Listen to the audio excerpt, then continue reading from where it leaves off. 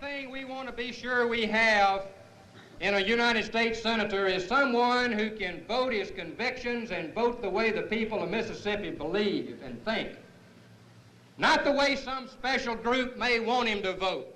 We don't want a senator up there that's tied on a string by some special interest group.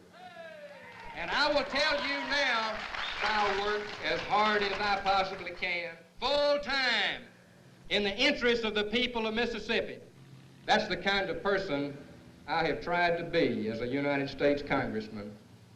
That's the kind of person we deserve as a new senator from Mississippi.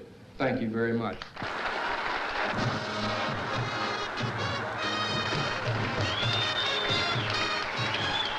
At first glance, it seemed an incongruous setting, but a closer look afforded an insight into the man's character.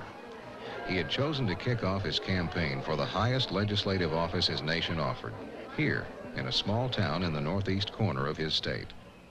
Pontotoc was the boyhood home he had never forgotten. And just 20 miles to the north lay New Albany, his wife's birthplace.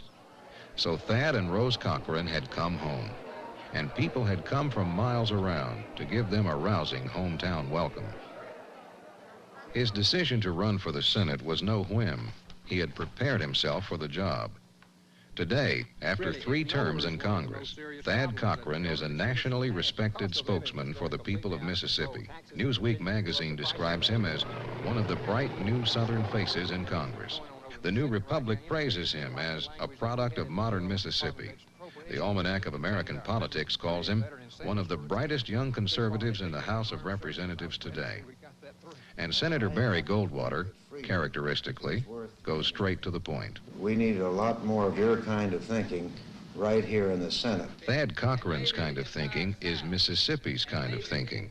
Of that, there can be no doubt. And that is that we don't approve of the indecisive leadership in foreign affairs that we're seeing. We don't approve of these continued high rise in prices that we can't pay. We don't approve of an energy program that's a tax program in disguise that'll add $70 billion of taxes on the backs of the working people of this country. We don't approve. We ought to adopt a constitutional amendment requiring the federal government to live within its means, except in a case of national emergency.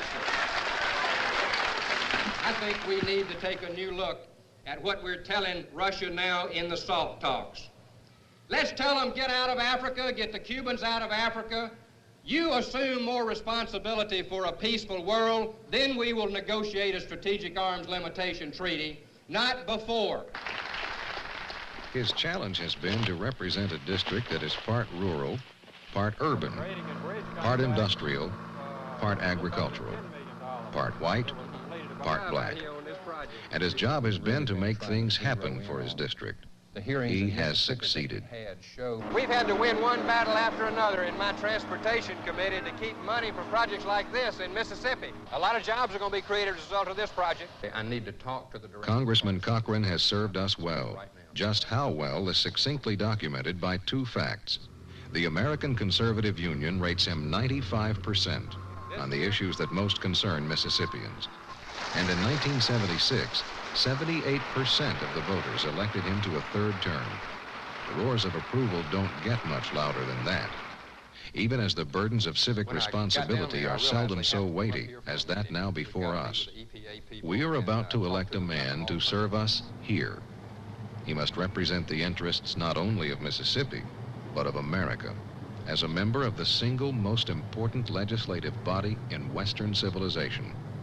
The United States Senate is just that. It is not a place where broad smiles can substitute for sound judgment. It is not a place where good intentions can substitute for hard experience. It is not a place for beginners. Thank you for being here. Okay. He knows the needs of Mississippi. He knows the ropes in Washington. No one is better qualified than Congressman Thad Cochran to be our new United States Senator.